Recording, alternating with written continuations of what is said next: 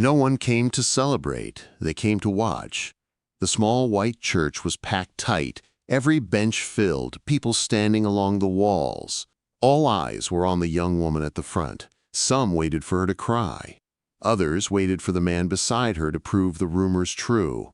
No one smiled. This was not joy. This was judgment. She kept her eyes on the wooden cross nailed to the wall. If she looked at him, she feared she would lose what little control she had left. The town of Pine Hollow had shown up early. Ranchers in stiff coats, miners smelling of smoke and sweat, women in worn dresses whispering behind their gloves. The room felt heavy with breath and opinion. At the front stood Lillian Hayes, barely 20 years old. She wore a faded blue calico dress that once belonged to her mother. It had been mended twice and let out at the seams. Her hands shook, so she twisted the fabric to hide it. Her brown hair was pinned neat. Her face was still only because she forced it to be. She did not look at the man beside her. Everyone else did. Caleb Rourke stood tall and quiet. His buckskin coat was scarred from years in the mountains. His shoulders were broad. His hands looked rough enough to break stone. People said he lived alone above the tree line. They said he had killed men in a saloon fight. They said he once pulled a boy from under a wounded bear.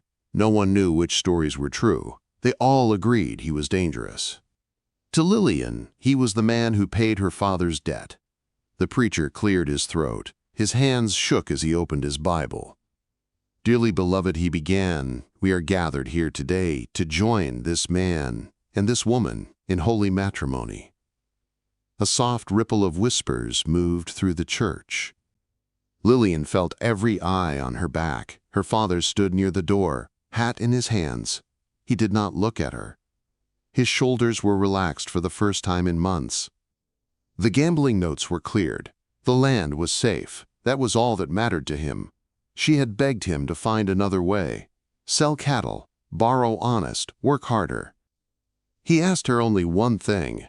"Do you want your brothers fed this winter?" When the preacher asked if she took Caleb Rourke as her husband, the church went silent.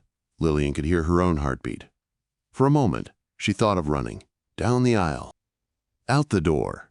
Into the cold wind. But there was nowhere she could go that would keep her family alive. "I do," she said. Her voice was quiet. It did not break. The preacher turned to the man beside her. "Caleb Rourke, do you take Lillian Hayes to be your lawful wife?" Silence stretched. Lillian felt him shift beside her. She finally looked. He was not wild. He was not smiling. His face was lean and weathered, a pale scar cutting through his brow. His jaw was dark with stubble. His eyes were gray and steady. Tired eyes. Guarded eyes. They did not scare her. They made her uneasy in a different way. "I do," he said. His voice was low and firm. The preacher closed the Bible quickly. "By the power vested in me, I pronounce you man and wife.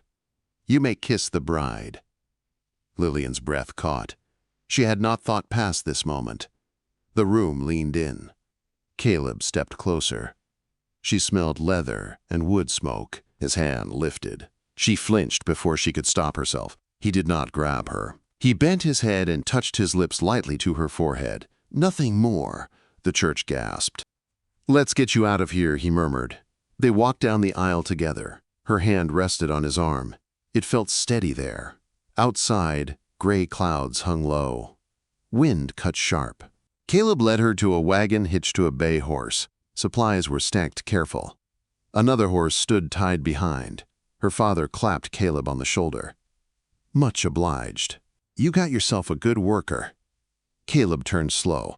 "She is my wife," he said, "not a worker." He helped Lillian into the wagon with careful hands. The wheels creaked as they rolled away. Pine Hollow faded behind them. The road climbed into rough country. "You scared of me?" he asked after a long stretch. "I do not know you," she said. "I know what people say." He gave a short breath. "People say plenty."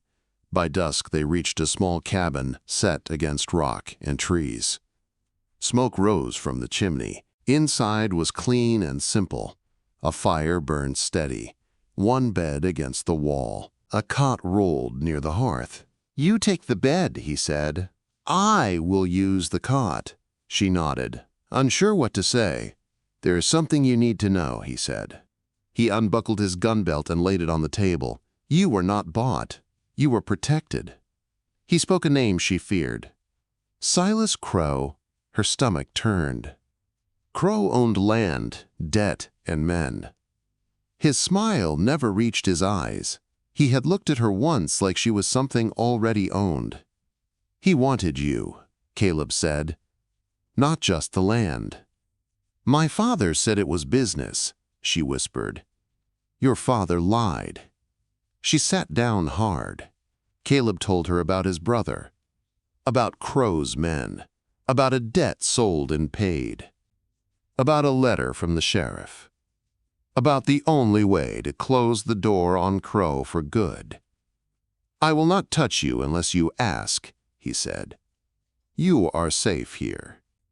That night she lay awake listening to the wind and the soft sound of the cot shifting. Her fear did not leave, but it loosened. Morning came cold. They worked together, chopping wood, hauling water, checking traps. Her arms ached, but the work felt honest. Then Caleb stopped. "Riders," he said. She heard them too. "Get inside." She bolted the shutter and looked out. 4 men rode hard up the trail. Silas Crow led them. Caleb stepped onto the porch with his rifle. "She is my wife," he said. Hands moved toward guns. A shot cracked. A man screamed. A gun flew from his hand. "Next one goes where I aim for," Caleb said. Inside, Lillian's heart hammered. She lifted the door bar and stepped out. "No," she said when Caleb told her back inside. She stood beside him. "You never owned me," she said. "I choose now." More riders appeared below. The sheriff. Deputies. Papers were shown. Truth landed hard. Crow reached for his gun. Caleb fired again. Crow fell wounded, alive. Caleb handed his rifle to the sheriff. "I am done being your monster," he said. Snow began to fall. Later, inside the cabin, Caleb's hands shook. "You could have killed him," she said. "I know." She touched his scarred cheek. "You shocked them all." "Only one opinion matters," he said. She kissed him. This time, she chose. Outside, snow covered the trail. Inside, something steady began. The cabin stayed quiet after the sheriff rode off with Silas Crow. The only sounds were the fire and the wind pressing against the logs. Lillian stood near the table for a long time, holding her own hands like they might fly apart. Caleb moved slow, like every step had weight. He picked up the gun belt from the table and set it on a shelf out of sight. Then he washed the blood from his fingers in a tin basin, even though the blood was not his. When he looked up, his eyes were tired in a way she had not seen before. He did not ask for thanks. He did not act proud. He only looked like a man trying to stay steady.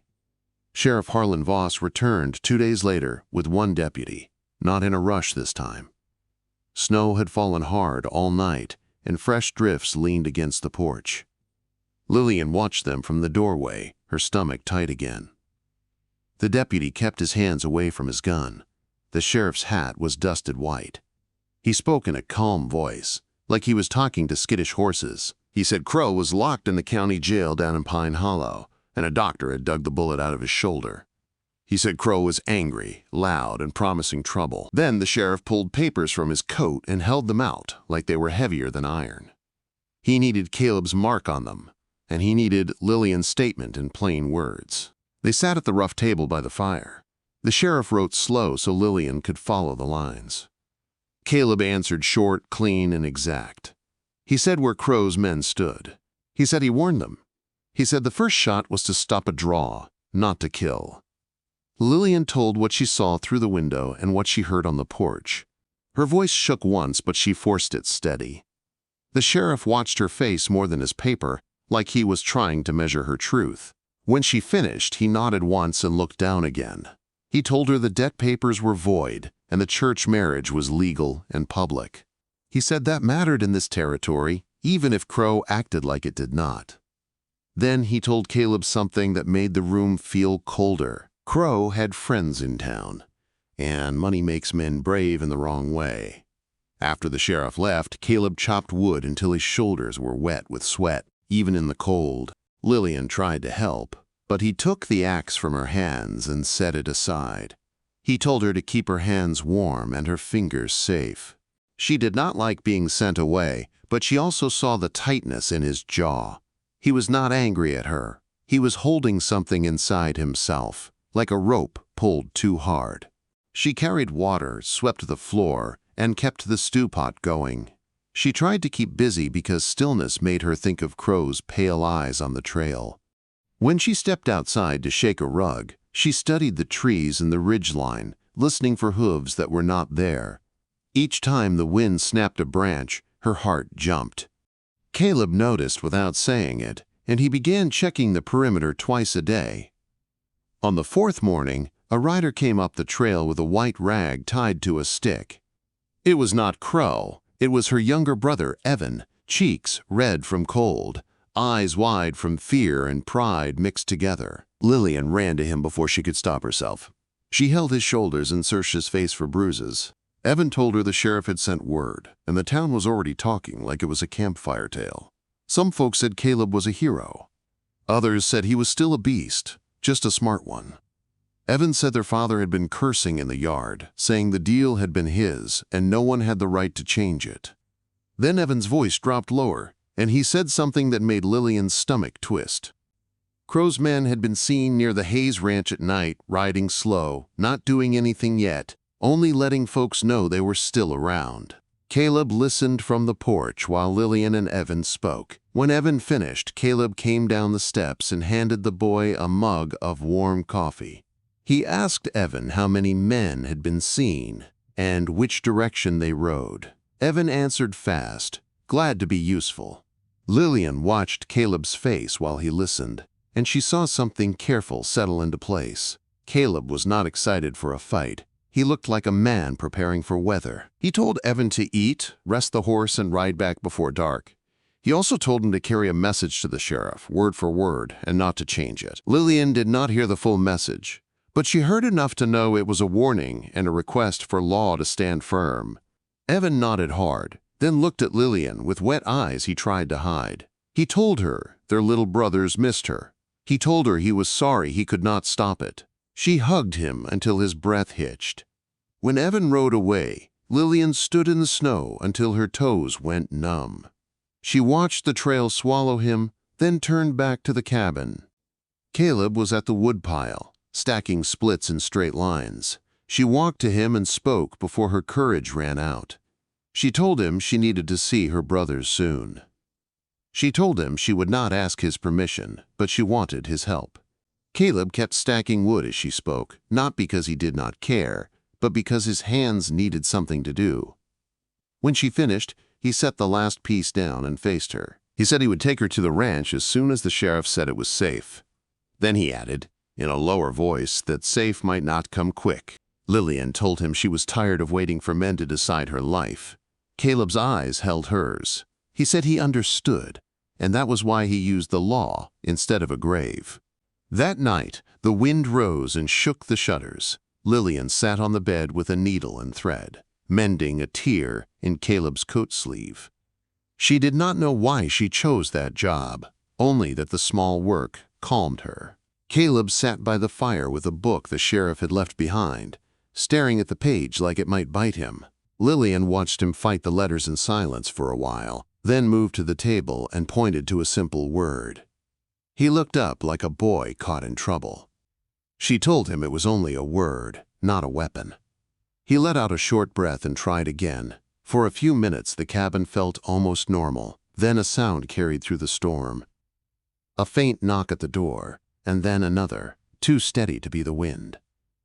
Caleb stood at once, moving quiet. He lifted a hand for Lillian to stay back. She did not. She slid off the bed and stepped to the side of the room where she could see without being seen. Caleb took his rifle from its place by the wall but did not point it yet. He opened the door only a crack, keeping his body between the gap and Lillian. A man stood outside with his hat pulled low and snow stuck to his shoulders. Caleb's voice went hard. The man raised both hands and said he came alone. He said he was not there to fight. Then he said the words that made Lillian's throat close. Silas Crow had sent him with an offer, and if Caleb refused, the ranch down in the valley would pay the price before sunrise. Caleb kept the door cracked, and his body filled the space. The stranger stood with his hands up, shivering in the snow. He was young, maybe 25, with a thin face and scared eyes. He said his name was Nate Kessler, and he worked around Crow's card table as a runner. He said Crow had friends even in a jail cell. He said Crow could not reach Lillian up here, not easy, not with a rifle on the porch. So Crow planned to squeeze what she loved instead. Nate said 2 men were already down by the Hayes Ranch. He said they did not have to kill anyone to ruin them. They could burn a barn, they could spook cattle off a ridge, they could break a boy's hand and call it an accident. He looked at Caleb and swallowed hard. Then he said Crow's offer was simple. Lillian comes down to town, alone, and Crow will leave her brothers in the ranch alone. Lillian felt her legs go weak. She grabbed the bedpost to steady herself. Caleb did not step aside. He did not let Nate look past him into the cabin. Caleb asked how Crow sent a message from jail. Nate said Crow had men on the outside, and money moves faster than bars. Caleb asked who else knew Nate came up here. Nate said no one. He said he took the risk because he was tired of Crow chewing up people and spitting them out. Caleb's eyes stayed hard. He told Nate to come inside, warm up, and speak slow so nothing got missed. Nate hesitated, then stepped in when Caleb moved back, just enough to allow it. Caleb closed the door and slid the bar into place. They sat at the table with the fire snapping. Lillian kept her back straight and her hands still, even though her fingers wanted to shake. Caleb poured Nate a cup of coffee and did not drink from his own mug. He watched Nate's hands, his face, his breathing. Nate talked in short bursts, like he expected to be hit for every word. He said Crow was promising the jail would not hold him. He said Crow was telling men that Caleb stole what belonged to him. He said some folks in town believed it, because they always wanted an excuse to fear Caleb. Then Nate said something worse. Lillian's father had been seen in Crow's orbit again, hovering near Crow's men like a fly near sugar. Nate said her father was telling anyone who listened that Lillian was still his daughter to trade, and the marriage was only a trick. Lillian felt heat rush to her face. For a moment, she wanted to scream. Then she remembered her brothers, small and hungry, watching their father with the same fear she had carried. She forced her voice steady. She asked Nate what Crow really wanted. Nate looked down at the table, then said Crow wanted the same thing he always wanted: control, a public win. A woman in his house to prove no one could say no. Caleb's jaw tightened. Lillian could see the line of muscle jump near his cheek. Caleb asked Nate one last question. He asked if Crow told Nate to offer peace first. Nate nodded and said yes, because Crow liked to pretend he was fair before he got cruel. Caleb stood up and told Nate he had done one good thing today. Then Caleb told him to leave before the storm got worse. Nate looked confused. He said he could help. Caleb said helping would get him killed. He handed Nate a small sack of food and pointed him toward a narrow trail that would drop him out lower than the main road. Nate left fast, shoulders hunched, like he expected a bullet in his back. When the door shut, Lillian turned to Caleb and spoke before fear could choke her. She said she needed to go to her brother's. She said Crow was pulling her like a rope, and she would not let him drag them into it.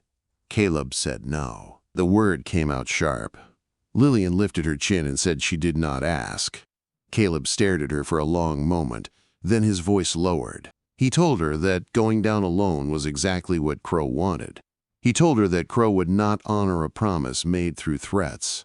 Lillian said she knew that, but she could not sit by the fire while men rode near her home. Caleb took a breath and let it out slow. He said then they would not go alone. He said they would go with the sheriff, with witnesses, and with paper in hand. Lillian asked if the sheriff would come in time. Caleb said he would make sure the sheriff knew it was now or never. They did not sleep much. Before dawn, Caleb saddled the second horse and hitched the wagon. Lillian dressed in layers and tied her hair tight. She put the worn blue dress away and wore a plain brown work dress instead, one she could move in. Caleb handed her a warm coat and checked the rifle, then set it back in its place. She watched him and saw the choice in his movements. He was not gearing up to hunt a man. He was gearing up to protect a woman and her family without turning into what the town already believed. Lillian climbed into the wagon with her stomach tight. Caleb took the reins and aimed them down the mountain. By mid-morning, they reached the sheriff's office in Pine Hollow. Sheriff Harlan Voss looked up when the door opened, and his face went hard when he saw Caleb. Then he saw Lillian's eyes and the set of her mouth, and he stood fast. Lillian told him about the messenger, the threat, and the men near the ranch. The sheriff swore under his breath and called for 2 deputies at once. He said Crow had been shouting in his cell all night, and now it made sense. He said Crow's friends were trying to do outside what Crow could not do inside. Caleb asked if the sheriff would ride to the Hayes Ranch now. The sheriff said yes, but he warned them the ranch might already be in trouble. Lillian felt her throat tighten. She nodded anyway. They rode out as a small group, wagon and horses cutting through the snow. Lillian sat in the wagon beside Caleb, and the sheriff rode close enough that she could hear his horse breathing. The deputy stayed alert, eyes on the tree line. Lillian kept thinking of Evan's face. She kept thinking of her little brother's thin coats. When the Hayes Ranch finally came into view, smoke rose from the far side of the barn. Not thick smoke, but enough to make her stomach drop. Lillian climbed down before the wagon stopped and ran, boots sliding on the cold ground. Caleb caught her arm and pulled her back just enough to slow her. He told her to breathe and look first. She forced herself to scan the yard. Her youngest brother, Owen, stood near the porch with a pitchfork in his hands, shaking so hard the tool rattled. Evan was near the corral with 2 ranch hands, trying to move frightened cattle away from the barn. Lillian's father stood by the fence, yelling at Evan, not helping, only blaming. 2 strange riders hovered near the trees at the edge of the property. They were not close enough to be caught easy, but close enough to be seen. They wanted fear to do their work for them. Sheriff Voss rode forward and shouted for the riders to show themselves and come talk law. One rider turned his horse and started to leave. The other stayed just long enough to spit into the snow. Then he rode off too. Lillian ran to Owen and grabbed him tight. The boy clung to her like he might fall apart. Evan came running, eyes wet, and he hugged her hard with one arm while keeping the other hand ready to push her behind him if needed. Caleb stepped into the yard and stood near the wagon, not looking for a fight, but not moving away either. Lillian's father finally saw her clearly.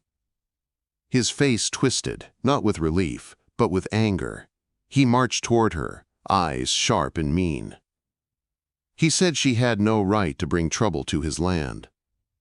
He said she had embarrassed him in front of Crow. He said she was still his daughter, and he would decide what happened to her. Lillian's hands went cold, but she did not step back. Caleb took one step forward, then stopped, waiting to see what she would do. Lillian looked her father in the eye and told him the truth in a steady voice. She told him she was not his coin. She told him the debt was paid and the marriage was legal. She told him if he tried to trade her again, she would say it in front of the whole town and the sheriff and the church. Her father's mouth opened like he wanted to strike her with words again, but the sheriff rode closer and cut him off. Sheriff Voss told him to shut his mouth and listen. He said he had the power to charge a man for aiding threats and for attempting to traffic his own child under a debt deal. Lillian's father went pale. Then he pointed at Caleb and said the mountain man was the real danger. He said Caleb had blood on his hands and would bring death to the ranch. The sheriff did not even look at Caleb when he answered. He said the only death he saw today would come from men hired by Crow, and he was done pretending otherwise. Lillian's father swallowed and looked away. Caleb walked to Lillian then, slow and calm. He asked her if she wanted to stay here tonight with her brothers. She nodded fast, tears finally burning her eyes. Caleb looked at the sheriff and said he would sleep in the barn if needed. He said he would not step inside the house unless Lillian asked him. Sheriff Voss studied him for a long moment, then nodded like he was seeing a man for the first time. He told the deputies to stay on the property until morning. He told Evan to keep the cattle close. Then he leaned in and spoke low so only Caleb and Lillian heard. "Crow's friends will try again," he said, "and if they get desperate, Crow will not stay in that cell much longer." Lillian felt her stomach drop again. Caleb's face did not change, but his eyes hardened. He said then, they would have to end this the right way. Sheriff Voss nodded once. He said he had an idea, but it would take bait, and it would take courage. Lillian opened her mouth to ask what he meant. Before she could, a sharp cry came from the barn. Evan shouted her name. Lillian spun and saw flames licking higher along the barn's side, and a dark figure moving inside as if someone had been trapped on purpose. Evan's shout cut through the yard, sharp and full of fear. Lillian ran toward the barn before she even thought. Caleb moved faster than she did, crossing the snow in long strides. Sheriff Voss barked orders to the deputies, and both men swung down from their horses with rifles ready. Smoke poured from the barn wall where the flames climbed along dry boards. The wind pushed the fire sideways, making it spread quick. Lillian could hear a muffled thumping from inside, like someone was kicking at a door or a stall gate. Her chest tightened so hard she could barely breathe. Caleb grabbed Lillian's arm and pulled her back a step. He told her to stay behind him, voice low but firm. She hated it, but she obeyed because she saw how fast the fire was moving. Caleb ripped a horse blanket from the fence rail and tossed it to Evan. He told Evan to soak it at the trough. Evan ran, face pale, moving on pure instinct. Caleb ran to the barn door and yanked it open just enough to look inside. Smoke rolled out and stung Lillian's eyes, even from where she stood. Caleb's shoulders went tight, and he backed up, coughing once. Then he did something that made the ranch hands stare. He lowered his rifle to the snow, like it did not matter right now, and stepped toward the door with empty hands. A cry came from inside, hoarse and desperate. Lillian heard a boy's voice, thin with smoke. It was Owen. He was not screaming words. He was just making sound like he could not find air. Lillian lurched forward again, but Caleb shoved his coat into her hands and told her to cover her mouth. He told her to stay out. He said it in a way that sounded less like a command and more like a promise he meant to keep. Evan came back with the soaked blanket dripping water, and Caleb wrapped it around his shoulders and head. Then he disappeared into the barn like a man walking into a storm. Sheriff Voss and a deputy ran along the barn wall, looking for the best place to break boards. The other deputy circled behind, scanning the tree line, because the men who started the fire might still be close enough to take a shot. Lillian stood near the corral gate, hands shaking, forcing herself to stay where she could see. The ranch hands formed a line from the trough with buckets, tossing water in a steady rhythm. It did not put the fire out, but it slowed it. Smoke kept pouring out, thick and sour. Lillian's mind flashed to Crow's message. If Caleb refused, the ranch would pay before sunrise. This was it. This was how Crow answered a closed door. Caleb reappeared in the barn doorway, dragging Owen by the back of his coat. The boy coughed hard and clung to Caleb's arm like it was the only thing keeping him upright. Caleb did not stop to breathe. He pushed Owen into Lillian's arms, then turned back inside. Lillian held Owen tight, feeling his small ribs heaving. His eyes were wide and wet, face streaked with soot. He tried to speak, but only coughed again. Lillian pressed his face into her coat and told him to breathe slow. Her voice shook, but she kept it gentle. Caleb came out again, this time carrying a smaller shape. It was one of the ranch hands, a man named Walter, who had gone inside earlier to try to cut a horse loose. Walter's leg dangled wrong, and his face was gray with pain. Caleb set him down in the snow carefully, then turned his head like he was listening for something beyond the crackle of fire. Sheriff Voss stepped close and asked if anyone else was inside. Caleb shook his head once. Then he pointed at the barn door latch and the thick rope tied through it. The rope had been looped on purpose, not by accident. Someone had tried to trap people inside and let the fire do the rest. Lillian's father stood near the fence, staring like he had been hit. For once, he did not shout. He did not blame. His mouth hung open, and his hands shook. Lillian felt something cold settle in her. This was what his choices brought home. Not just shame, not just debt, real danger. She wanted to hate him, but her anger had nowhere to go that would help Owen breathe. She focused on her brothers instead. Evan knelt beside Owen, rubbing his back. Owen finally pulled in a clean breath and began to cry, quiet and broken. Sheriff Voss sent one deputy to ride down the road and find the riders who had hovered earlier. The other deputy stayed near the house, watching the tree line with his rifle ready. Caleb stood beside Lillian, his hair damp from the blanket, his face streaked with ash. His hands shook for a moment, then he curled them into fists until they steadied. Lillian looked up at him and saw something plain in his eyes. He had been afraid in there. Not of dying, of failing. She reached for his sleeve, not to hold him back, but to let him know she was still here. He glanced down at her hand, and his jaw tightened, as if he was fighting a feeling he did not know how to show. The sheriff pulled Lillian aside near the porch, away from listening ears. He spoke low and direct. He said this fire changed things. It was no longer talk and threats. It was a real attempt to harm children on a ranch. He said he could use it to press the town into action, but he needed proof that would stick. Crow had money and friends and smooth words. If they went to court with only fear, Crow would twist it. The sheriff said he wanted to catch the men who did this with their hands still dirty. Lillian asked how, voice tight. The sheriff said they would set a trap, and he would need Lillian to be brave again. Caleb stepped closer and asked what kind of trap. The sheriff looked at him a long moment before answering. He said Crow would not stop until he felt he had taken back control. He said Crow would try to reach Lillian in a way the law could not block. So they would make Crow's men believe Lillian was vulnerable. They would make it look like Caleb had taken her back up the mountain alone, with no deputies nearby. The sheriff would keep men hidden on the ridge trail, and another group would wait near the main road. If Crow's men came again, they would catch them in the act. Caleb's face stayed calm, but his eyes went hard. He said he did not like using Lillian as bait.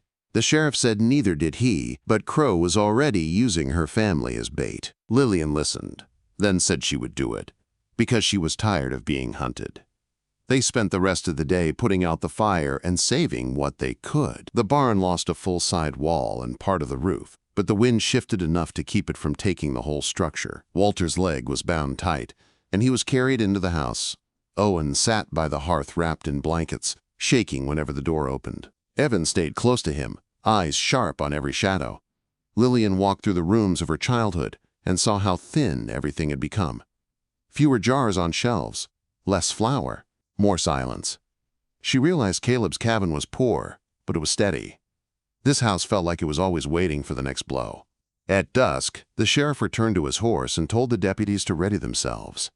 He said they would ride before midnight. He warned Lillian that if Crow's men came, it could get loud and fast. Caleb told Lillian she would not be alone for 1 second. He said she would follow his instructions exactly, and if he said run, she would run. Lillian nodded, swallowing fear that tasted like smoke. Her father tried to speak to her as she stepped outside, but she did not stop. Evan touched her elbow and whispered that he was proud of her. The words almost broke her, but she held them in her chest like a warm stone. Night came with thick clouds and a hard cold. The sheriff and deputies took positions along the trail and behind a line of trees near the road. Caleb hitched the wagon as if they were leaving in a hurry. Lillian climbed up beside him, and they rolled away from the ranch at a steady pace. The plan was simple. They would travel a short distance, then turn onto the mountain path. where the deputies could not be easily seen. They would stop at a narrow bend where anyone following would have to slow down. Lillian kept her eyes forward, but her ears strained for hooves behind them. The wind carried only the creak of wheels and the horse's breath. Then, Caleb's shoulders stiffened. He looked ahead, not behind. His hand tightened on the reins. Lillian followed his gaze and felt her blood run cold. A wagon sat across the trail up ahead, blocking the path like a fallen tree. Two horses stood hitched, heads down, as if no one was there. But Lillian saw the fresh tracks in the snow and the slight movement of a shadow near the brush. Caleb slowed the wagon and whispered that this was not the trap they planned. This was an ambush set for them first. Caleb did not stop the wagon right away. He slowed it, letting the horses breathe, giving his eyes time to read the snow and the brush. The blocking wagon looked empty from a distance, but the tracks told a different story. Too many boot prints, fresh, cut deep. Someone had stepped off and moved into cover. Lillian's throat went tight. She wanted to jump down and run back, but she knew that would get her shot in the dark or dragged. Caleb leaned toward her and spoke in a quiet, even voice. He told her to keep her hands in her lap. He told her not to scream, not yet. He said if she heard him say the word down, she would drop flat on the wagon floor and stay there until he touched her shoulder. Lillian nodded once, forcing her breath slow.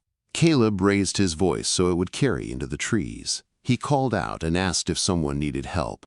He said the trail was narrow and he could not pass. He sounded calm, not angry. Then he listened. A beat passed, then another. The only sound was wind brushing through pine boughs. A man's voice answered from the brush. It was close, maybe 20 yards. He told Caleb to step down, hands empty. He told him to leave the rifle on the seat. Caleb did not move fast. He did not argue. He only said he would step down if the man stepped into view first. The voice laughed, short and ugly. It said Caleb always wanted things his way. It said Crow should have killed him years ago when he had the chance. Lillian's stomach turned at the name. Crow was behind this, even from a cell. She tightened her fingers around the edge of her skirt so hard it hurt. Caleb kept his face forward, but his eyes flicked toward the ridgeline for the smallest sign. Lillian did not see deputies. That meant they were hidden well, or not close enough to help. Caleb called out again, telling the men they could still ride away and no one would die. The voice in the brush spat back that Caleb did not decide who died. Then a second voice joined in from the other side of the trail, farther up, meaning they were being flanked. Caleb leaned close to Lillian without looking at her. He said, "Down," so softly it sounded like a breath. Lillian dropped flat into the wagon, pressing her face to the rough boards. Cold seeped through her clothes. Her heart beat so hard it made her ears ring. She heard the creak of Caleb shifting his weight. She heard the faint click of a rifle being moved. Careful, not loud. Then a shot cracked and tore through the night.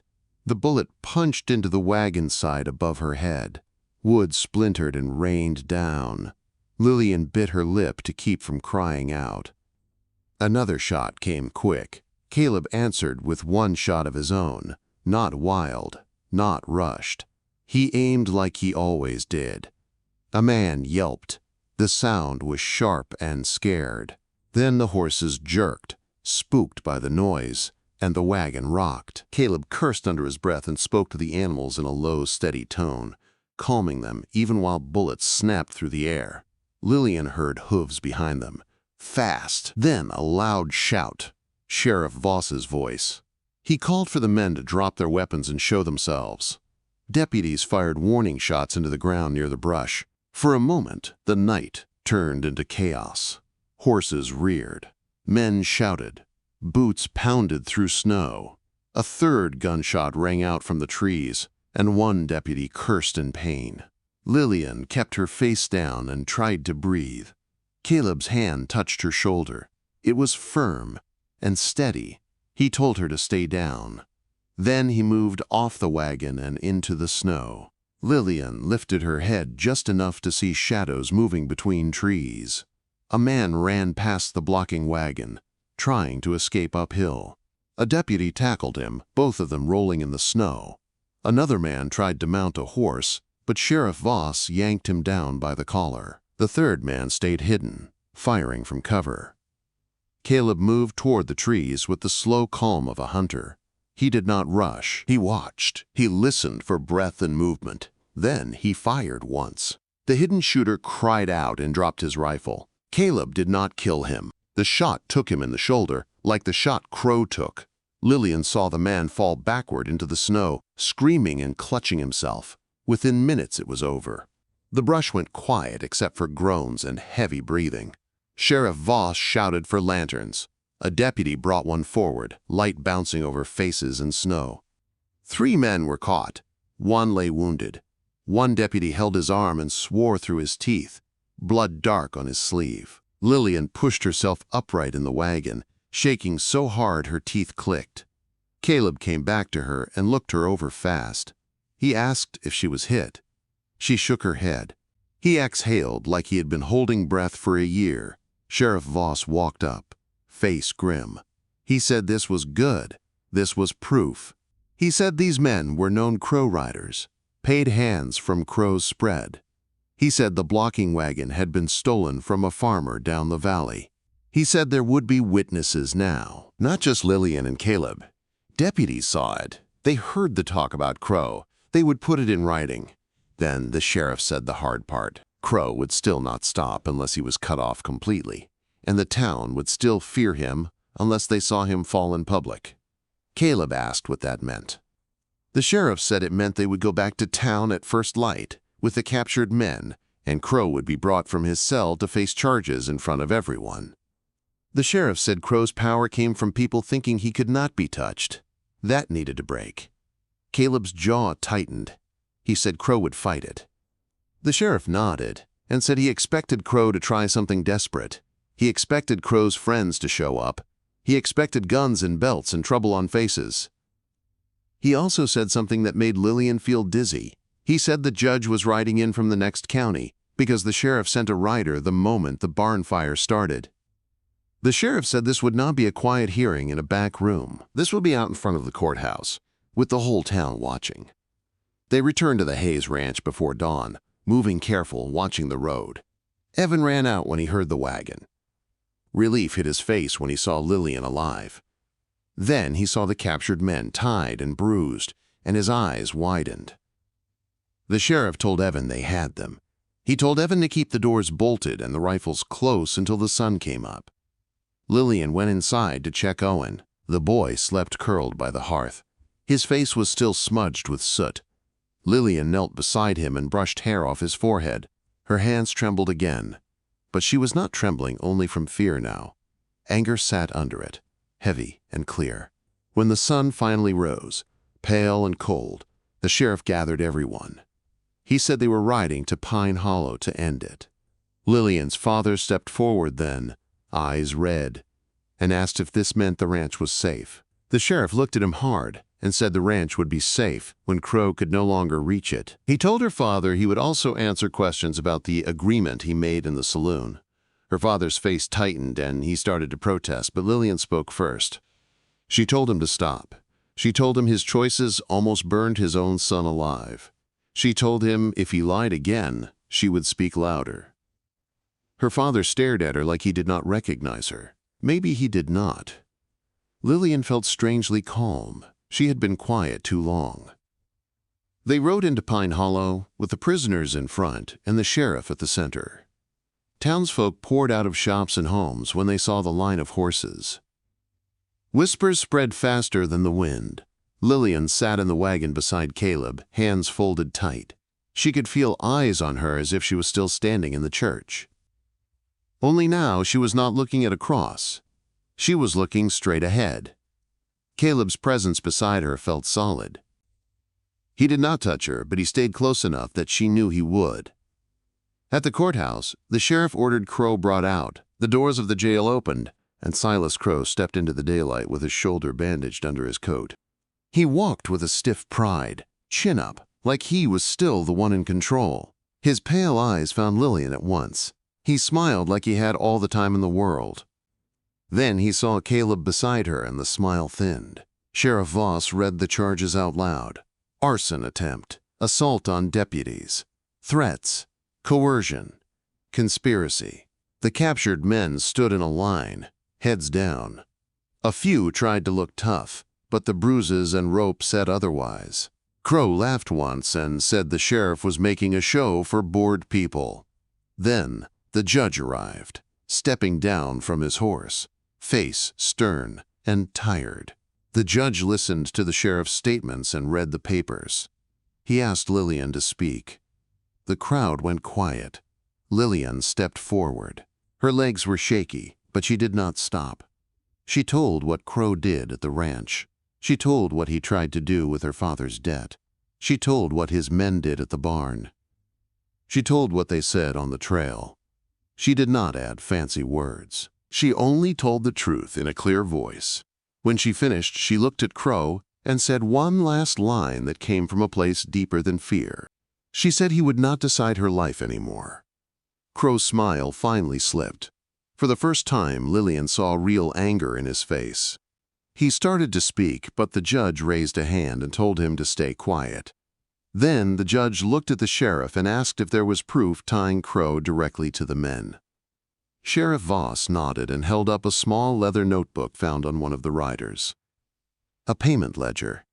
Names. Dates. Crow's mark. The crowd shifted. A wave of sound moved through them. Crow's face went tight, and his eyes snapped toward Caleb like a knife. Caleb did not move. He only watched. Crow took one step back, then another, like he was measuring distance. Lillian saw it before anyone else. She saw his hand drift toward the inside of his coat, where a small pistol could hide. Her breath caught. She tried to shout, but the sound did not come out in time. Crow's hand slid inside his coat. Fast and sure. Lillian saw the movement and felt her stomach drop. The crowd was pressed close, people shoulder to shoulder, and no one wanted to believe trouble could happen right in front of the courthouse. A woman gasped. A man shouted for the sheriff. The judge stiffened, eyes wide. For one sharp second, time felt slow. Lillian's voice finally broke loose, and she cried out for everyone to get back. But the sound of fear never moves as fast as a bullet. Caleb moved first. He did not rush at Crow like a man looking for revenge. He moved like a man protecting a doorway. He stepped between Crow and Lillian with a hard, quick shift that put his body in the line without thinking twice. At the same time, Sheriff Voss lunged forward, hand out, yelling for Crow to stop. Crow's pistol cleared his coat. It was small, meant for close range, meant for a quick, dirty shot. His pale eyes locked on Lillian like he wanted her to watch him take control back in one moment. The pistol fired. The shot cracked through the cold air and echoed off the courthouse front. People screamed and stumbled back. Lillian flinched so hard her shoulders jolted. She felt Caleb jerk, and her heart stopped.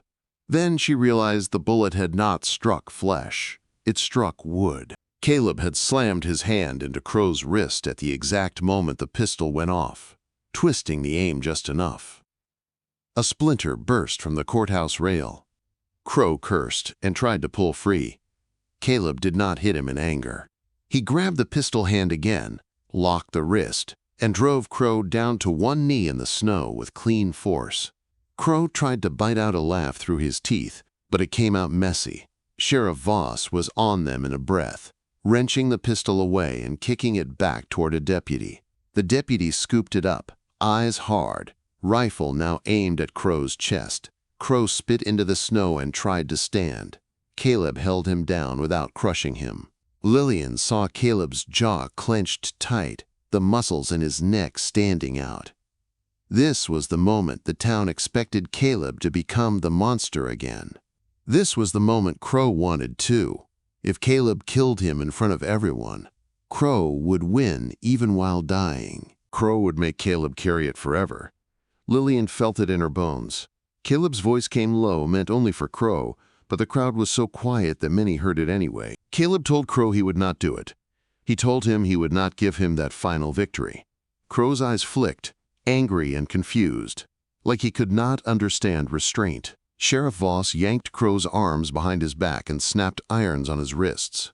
Deputies moved in and formed a line. The judge stepped back, then straightened. His face had gone pale, but his voice held. He called for order. He called Crow's act what it was: attempted murder in open daylight. He said it would be added to the charges, and it would not be forgiven. The crowd shifted as if waking up. People started talking at once. Some were angry. Some were shaken. Some looked sick. Lillian heard a rancher mutter that Crow had gone too far this time. A miner said he had always known Crow was poison. A woman said she was tired of being scared to walk past his table.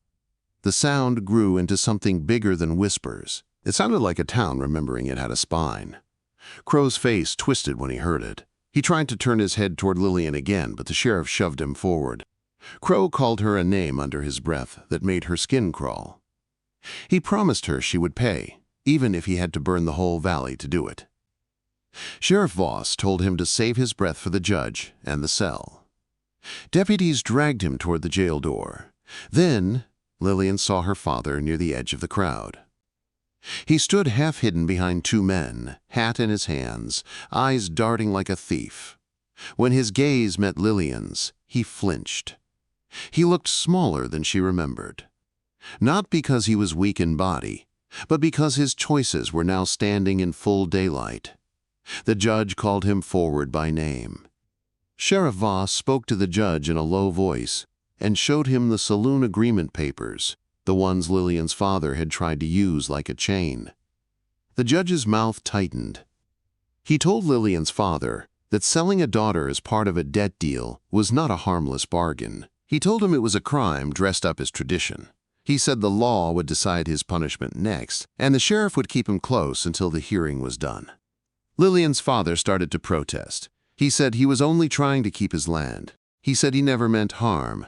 The judge cut him off. The judge said a man does not get to claim innocence when his boy nearly burned in a barn fire started by the friends of the man he served. Lillian's father went quiet then. His eyes filled with something that looked like regret, but Lillian did not rush to comfort him. She had spent too many years being the soft place where his blame landed. She looked at him once and turned away. Evan pushed through the crowd toward her, face tight with worry. Owen was not with him, but Lillian knew he was safe at home. Evan asked if she was hurt. She shook her head. Evan's eyes went to Caleb, and Evan swallowed hard like he did not know how to thank a man he had been taught to fear. Caleb nodded at him once. It was not warm, but it was respectful. Evan nodded back, and that small exchange felt like a bridge beginning. When the noise settled, Sheriff Voss came to Lillian and Caleb near the courthouse steps. He looked worn out, but there was relief in his eyes. He told them Crow would be moved to a stronger jail by nightfall, one with more guards and fewer friends. He told them the ledger, the witness statements, and the public attack would hold. He told Lillian the town would not forget what they saw today. Then he looked at Caleb with a plain, steady expression and said something the whole crowd could hear. He said Caleb Rourke had every reason to kill Crow and chose not to. He said that mattered. He said the town could tell whatever stories it wanted, but he knew the truth. The judge nodded once, as if agreeing. The crowd watched Caleb now in a new way, not with pure fear, not with simple praise, with confusion, with respect, with a slow change they did not know how to admit. A few people even tipped their hats. One older woman stepped forward and handed Lillian a small folded cloth, like a quiet offering. Lillian took it, surprised, and murmured thanks without making a show of it. Caleb leaned toward Lillian and asked if she wanted to go home. Home was a word that used to mean her mother's grave on the hill and her brother's under the same roof. Now it meant something wider. It meant a place she could breathe. It meant a man who put her choice first, even when anger could have been easier. Lillian said yes. Her voice came out steady. They left town before sunset, not running, not hiding. Caleb drove the wagon, and Lillian sat beside him. The road back to the mountain looked the same as it always had, but Lillian felt different inside. The fear was still there, but it no longer ruled her hands. It sat smaller now, pushed back by something stronger. When they reached the cabin, Caleb unloaded the wagon in quiet motions. He fixed the latch and checked the window shutters, not because he expected an attack that night, but because he believed in doing things right. Lillian made stew and set 2 bowls on the table. She caught herself doing it and paused, then kept going. She wanted 2 bowls there. They ate in silence for a few minutes, not a hard silence, just the kind that comes after a storm. Caleb finally spoke and asked if she still felt trapped. Lillian looked at him a long moment. She told him the truth. She had been trapped before she ever met him. She had been trapped by debt, by fear, by men making choices for her.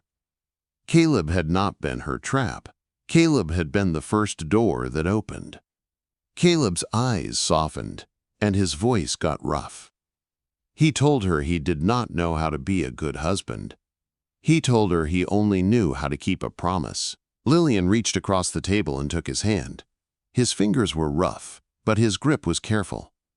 She told him that keeping a promise was a good start. That night, when the fire burned low, Caleb stood near the hearth like he was unsure where he belonged. Lillian walked to him and touched his coat sleeve. She told him he could sleep on the cot if he wanted. She also told him he could share the bed if he wanted, as long as he stayed gentle. Caleb held still like he could not believe the words. Then he nodded once, slow. He did not rush. He did not act like he had earned anything. He moved like a man who understood he was being trusted. Lillian climbed into bed and waited, heart beating steady this time. Caleb lay down beside her with space between them, as if he was afraid to take too much. Lillian turned toward him and rested her hand on his chest. She felt his breath catch. She told him she chose this. She told him she chose him. Caleb's hand covered hers, warm and trembling. He whispered her name like it mattered. Outside, snow drifted against the cabin wall. Inside, the feared mountain man was not feared at all. He was just a man learning how to live without violence. And Lillian, the girl once traded like property, finally felt like herself again.